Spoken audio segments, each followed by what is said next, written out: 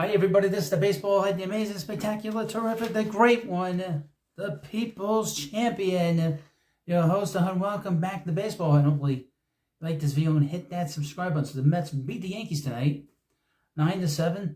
What was interesting about this game, really from a different standpoint, is how top-heavy the Yankees are. They're so good at the top in terms of their roster, and they're terrible at the back end of the roster. My goodness. But get into that momentarily. But meanwhile, the Mets scored 6 runs over Gerrit Cole, Yankees Cy Young Award winner from last year. He's coming back from his injury. This is his second start. He didn't have much, but really the starters for both teams didn't have much. David Peterson threw 27 pitches in the first inning. And again, his ability and his sort of success is very similar to that of Tyler McGill's.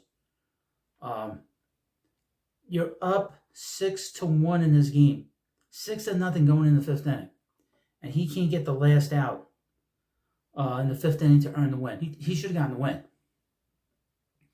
but he has the similar problem to Tyler McGill, and he only went 4 2/3 innings. But the Yankee offense, I'll tell you, they load the bases up in their first inning. And the Yankees didn't score a run in the first inning. He was able to sort of wiggle out of it because the middle of that lineup was terrible. Once you get past Judge, you got Verdugo, you got Gleyber Torres, who's a disaster. And you got Verdugo, who's not a middle of the order guy. He's more a top of the order guy or a guy you bat ninth. He's a good hitter, but he's not really a middle of the order guy. He's just not. Doesn't have enough power. And Peterson was able to navigate out of that first inning. And then they didn't score a run for until the fifth inning. But the thing is, because of this thing with Peterson having thrown 27 pitches in this game in the first inning, it basically killed the Met bullpen to where it was like a real struggle to get the last 4 innings of outs after that fifth inning. Now Daniel Nunez had got the win. He pitched pretty good. He pitched 2 1/3 innings, got the Mets into the 8th inning, and then things got things got a little hairy there in the 8th inning. But again, and of course, Aaron Judge hit a grand slam, which I'm surprised the ball went out. But it did say during the Met broadcast that balls go out into right field when the weather gets warmer. So what was interesting is that Judge hit the home run, but then the rest of that Yankee lineup, which is not a great lineup, but the back end of it did nothing. But Mets got the win. Met offense was terrific tonight. They scored 9 runs, obviously. They could have gotten more runs in that first inning. I was very surprised that the Mets third base coach, Sarbach, sent Pete Alonso, especially with Vientos coming up. And Vientos has been on fire. So I was surprised that he sent Pete. But the Mets scored a run in the first inning. Then they started putting on the power display in this game. Vientos crushed the ball to left field. I don't think that ball's come down yet. He's been absolutely wonderful to watch. Then later in the inning, in the second inning, Harrison Bader crushed the ball further into left field, down the line more like. And then in the fourth inning, the Mets scored 3 more runs, a 2-run home run by Brandon Nimmo, and the Mets were on their way. But the thing is that looking at this team in a very honest way, the power has been fun to watch. And again, Vientos hit a ball to right center field, and the ball carried. I was surprised it went out. It hit the top of the fence, and then we're over. But this offense has been excellent. There's really no complaints about this offense. Brandon Nimmo's been hot. Francisco Lindor's been hot. They're getting great at-bats from J.D. Martinez. He got a big double in this game. The last 2 RBIs obviously won the game. And obviously the 2 big men in the middle of this lineup drove in runs. If they didn't get those 2 runs in the 6th inning, the Mets probably would have had a tie game in that eighth inning when the Yankees scored 5 runs. But Martinez had a big RBI, and Pete had a big RBI in the sixth inning. There was really no complaints other than that. You can't have your starter not be able to go through 5 innings. And obviously that first inning killed him for the rest of the game and killed the bullpen, because then you had, and then what was interesting about the game, about that eighth inning, was that Mendoza took out Ottavino after 1 out in the eighth inning. And Ottavino wasn't too happy, and they kind of like, surprised he did that, but he did it.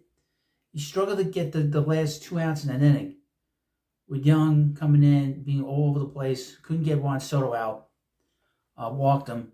And then they brought in Gerrit, who scares the living daylights out of me. Scares the daylights out of me. But, again, if I want to look at the star of this game, really, Nunez did a very yeoman's-like job. He got the win in the game. He calmed the game down, especially when we had the pitcher, starter, not go through 5 innings. And then, but the star of this game is Mark Vientos, because he had 3 straight at-bats where he hit 3 home runs in a row. Obviously, he crushed that ball in Chicago, the dead center field there. Then he crushed the ball to left field at Citi Field, and then he hit the ball to right field. His power has been tremendous. And his hitting just overall has been much, much better than I think most people expected him to do. I know I am very surprised by his quality of his bats. And obviously the power is tremendous power. A lot more than I thought. I think this kid is going to hit 35 home runs in a year. Tremendous power. Now, what's interesting is the last 2 years the Mets have been sort of not really wanting to play him, it seemed. And now he has taken the job, and he's not going to give it up. Brett Beatty's going to have to. I don't know what Brett Beatty's going to do, but Brett Beatty is not getting this job. He's not going to be the third baseman on this team. Mark Vientos is the third baseman on this team. He's not giving this job up unless he falls apart defensively and the Mets decide to do something with him at a different position. He's the Mets' third baseman now of the present and the future, I would think. And he's, 24 years old? He's got his whole career ahead of him. It is nice to see a young player come through the Mets system and not only hit for power, but also be able to hit as well. He's been very impressive. Like I said, his at-bats have been real quality at-bats. It's not just the tremendous power that he has. But that was the rumor, and that was the scouting report, really, that the Mets had a very good hitter in him, a very good home run hitter. But to see him put this all together has been fun, and he's a hard worker. His defense has gotten much better this year.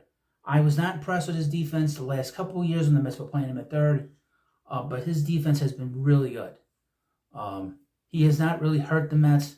Obviously, he still has work to do because the Mets is not quite sold on him, especially late in the game, a close game. So he needs to do more work at the position. But he's got a strong arm. He needs to work on more of his positioning, obviously, and his range is not great, but he's able to make the throws. That's a big thing, but he's the star of this game. And Brandon Nimmo's been great, too, of recent note. So the Mets are now 1 game under 500 now. Mets are now 1 game under 500. They got Shomania going against Luis Hill, or Hill, whatever the hell people want to call him. But the Mets are going to play tomorrow against the Yankees. The Mets are now 38-39. Get the win tomorrow. You at 500. And now we're cooking. Mets have played great over this month and have been the best team in baseball for the month of June. So the Mets are slowly getting where they need to be. Get to 500. And then we'll start talking, I believe the Mets had 11 hits in this game. Just to let you know. One player that didn't get a hit in the game was Peter Lyons, but everybody else got at least 1 hit. With the notable guys of Vientos, Bader, and of course, Brandon Nimmo. Well, you let me know what you think about this video. It was an excellent game. We got a little hair in this 8th inning, but that back end of the Yankee lineup is terrible. Automatic outs, the back end of that team. It's a very weirdly constructed club. I think we've seen this over the last couple of years. And I know they have a lot of money coming off the books this season. When you go into the off season, there's gonna be plenty of money for them to re-sign Juan Soto. But boy, they got a lot of work to do. They can't have like two great players and the rest of the team is terrible. And a great pitcher who, by the way, I would mention, Gerrit Cole. He's getting up there in age. He's not some spring chicken. So Yankees got to figure out what the hell they're doing in terms of the future of this team, specifically their pitching staff, and just their overall roster. Their overall roster is not great. So if you're so great at the top and then the rest of the roster is a bunch of automatic outs, you're going to have a lot of trouble, But you let me know what you think about that. And of course, if you're not on Twitter, you're not on Facebook, this is the channel you want to subscribe to. I'll get all the information. And not only that, but you will be on the forefront of all the stuff that's going on with the Mets. I, for a long time, have wanted the Mets to start Mark Vientos for the last 2 years. And it's great to see him play. I said he could hit, and he's actually done better than I thought he could be. And you will, if you've subscribed to this channel, you'll be out there and you'll be ahead of every Met fan friend that you have. And thank you for watching. Hit the subscribe button, and I'll see you later.